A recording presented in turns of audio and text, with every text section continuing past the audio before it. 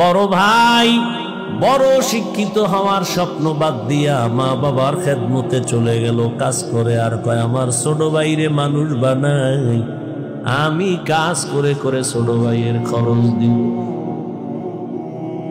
ছোট ভাইরে কষ্ট করে করে মানুষ বানাইছে, কিন্তু বহু ছোট ভাই বড় ভাই মানুষ হইতে পারে না, শিক্ষিত না হয় ছোট ভাইরে বানাইছে। ছোট ভাই এখন চাকরি করে, বড় ভাইয়ের খবর নেয় না। নাই ঈদের সময় এখন বিয়ে করি না, কত আনন্দ, চাকরি করে টাকার অভাব নাই।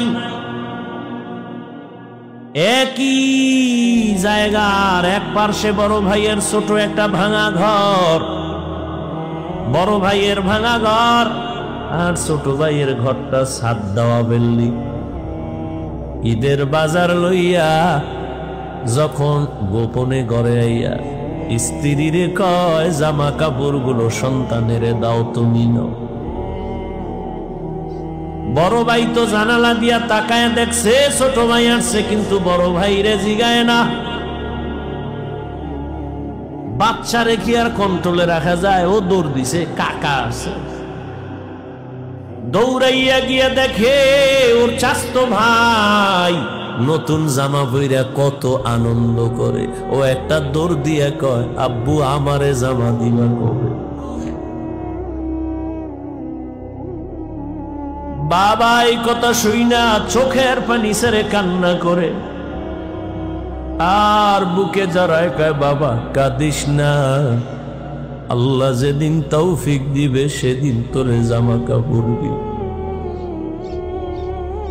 এমন নিমক হারাম বড় ভাইরে জিগায় না, কোনো খোঁজ খবর নেয় না, কিন্তু বড় ভাই বাবার সমতুল্য, এত দূরে দূরে রাখে বড় ভাইরে ছোট ভাই। হঠাৎ করে রাতে 3টায় টেলিফোন আসছে, কে তুমি? বলে ভাইয়া আমি তোমার ছোট ভাই। এই রাত্রে কেন ফোন? আমারে চৌরাস্তায় একদল গুন্ডারা আমারে ধরছে। বড় ভাই কাঁচা ঘুমের মধ্যে একটা লাফ দিয়ে দৌড় দিছে, আয় দাঁড়া আমি আসতেছি।